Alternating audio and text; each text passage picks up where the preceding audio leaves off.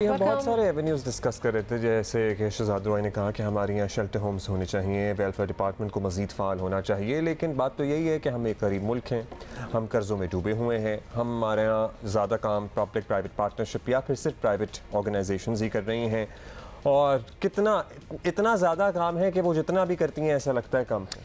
और उसकी base reasoning क्या है? क्योंकि मुल्क की मईशत आपको पता ही है, हमेशा हम बात ये करते हैं कि बड़ी ही मुश्किल सिचुएशन में है और बहुत ही उसका बुरा हाल है, पेचीदा बल्कि मुश्किल सूरत हाल किसी से ढकी छुपी भी नहीं है, हम लोग सारों को पता भी है। इसलिए और इसमें हमें ऐसे माशी मॉडल की ज़रूरत है जो काबिल अमल होने के साथ साथ बेहतरीन तहकीक पर मबनी हो, पूरा रिसर्च बेस्ड हो।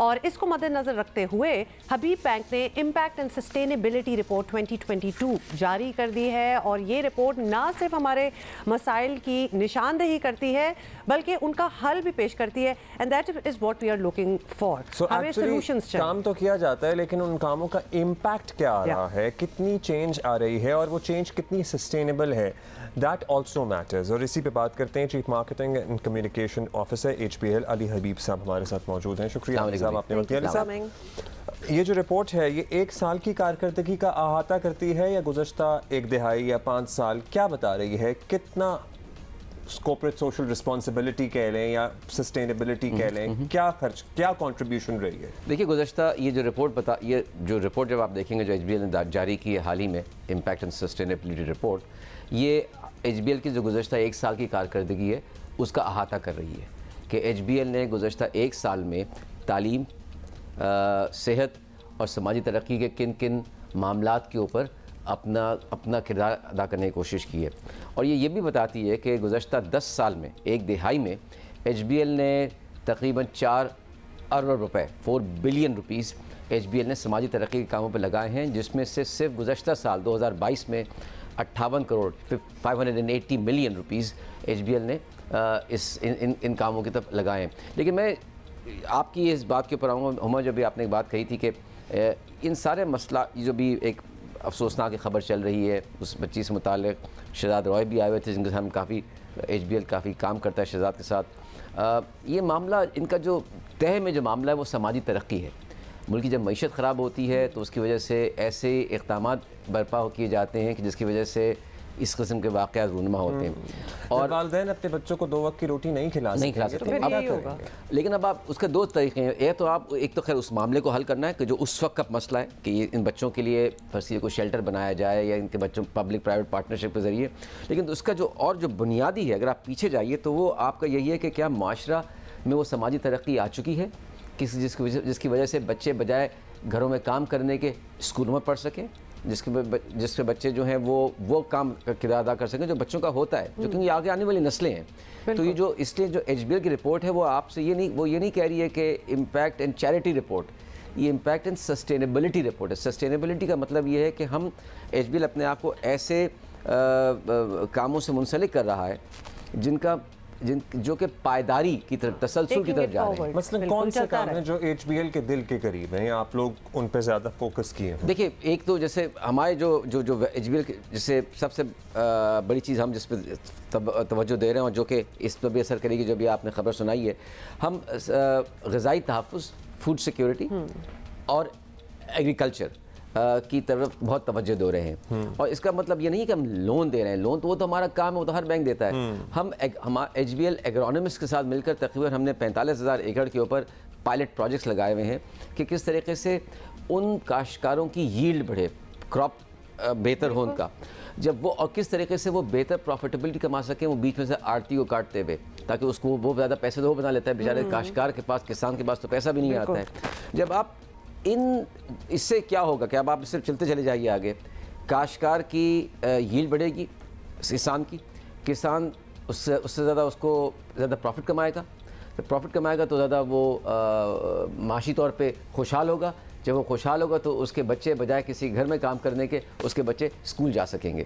ये पूरा एक सिक्लिकल एक तरीका है। तो इसलिए हम जब इसको देखते हैं, इसीलिए हम सस्टेनेबिलिटी बात कर रहे होंगे कि वहाँ पे आप ये नहीं देख रहे कि आज क्या हो रहा है, वहाँ पे आप ये देख रहे हैं कि आज हम वो क्या कर रहे हैं जिसका इम्पैक्ट एंड सस्टेनेबिलिटी आइंदा आने वाले 5, 10 या 50 साल में पड़ेगा। शुरुआत तो आज से होंगी। इम्पैक्ट बाद में आएगा। तो ये बेसिकली और दूसरी बात, आप तालीम आमा की बात की हमने, और जो एक और जो मसला आ रहा है जिसकी जो कि हम समझते नहीं है, जिसके बारे में इतना बात नहीं करते, वो ये कि एनवायरनमेंट का क्या हाल है। पाकिस्तान एक एनवायरनमेंटली चैलेंज इलाका है, क्लाइमेट चेंज आ रही है, उसकी वजह से सैलाब आते हैं। लास्ट ईयर मुझे याद है कि जो हमारे चेयरमैन है HBL के सुल्तान अली लाना साहब, उन्होंने कहा था कि मैं एक ऐसे मुस्तकबिल की तरफ बढ़ रहे हैं कि जहाँ पे क्लाइमेट चेंज पाकिस्तान के ऊपर और दुनिया के ऊपर बहुत बुरी तरह नज़रअंदाज हो सकती है। वो हो गया। सैलाब आ गए। पाकिस्तान की तारीख में से सैलाब कभी आए नहीं थे। तो इसके लिए आज अब अच्छा, HBL एक इदारा है, वो इदारा ज़ाहिर बात है हमारी जो अपनी अक़दार हैं, वो जो हमारा जो पेरेंट बॉडी है AKDN आगा खान डेवलपमेंट नेटवर्क, उनके अक़दार के साथ जुड़ा हुआ है, और हम अपने तई एक हद तक एक काम कर सकते हैं।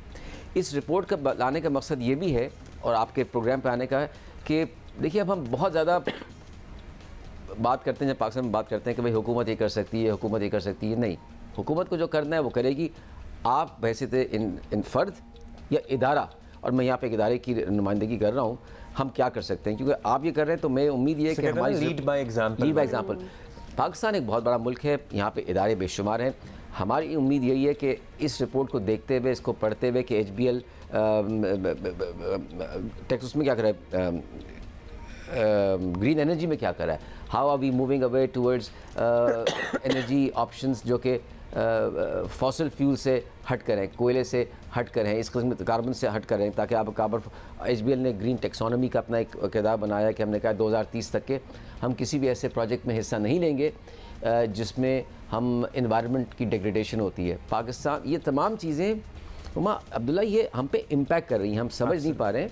देखिए अली साहब, इतनी प्रॉब्लम्स हैं, तो इतनी तो हमने आपसे बात करते ही गिनवा दी, मतलब कि क्या हमारी फूड सिक्योरिटी कर लें, सस्टेनेबिलिटी, बहुत सी चीज़ें। जल्दी से ब्रीफली बता दें, how do you get to the top 3 कि इस पे काम करेंगे तो फिर अच्छा इम्पैक्ट होगा, सस्टेनेबल होगा। हमारा अपना ख्याल है, मामला शुरू होता है दो चीज़ों से, एक है एनवायरनमेंट, और ये सबसे बड़ी चीज़ है, बिल्कुल, क्योंकि ज़मीन तो वही है ना, एग्जैक्टली रहना है। इसमें पानी का मसला है, इसमें खाने पीने का मसला है, इससे जब आप एनवायरनमेंट ख़राब होगा तो फिर नकल मकानी करेंगे लोग, बिल्कुल, बिल्कुल। और उसकी वजह से सारे कनेक्टेड है। तो environment for us is the longest term project. उससे रिलेटेड जो है फिर हम ये देखते हैं नंबर 2, जिसमें हम जिस तरह से खाना, भाई उस फूड सिक्योरिटी की बात की हमने, जो कि हम अपना कर रहे हैं, यील्ड, काश्तकार पाकिस्तान 60% अभी भी पाकिस्तान में लोग देहात में रहते हैं, फार्मिंग, तो वो फिर उसके बाद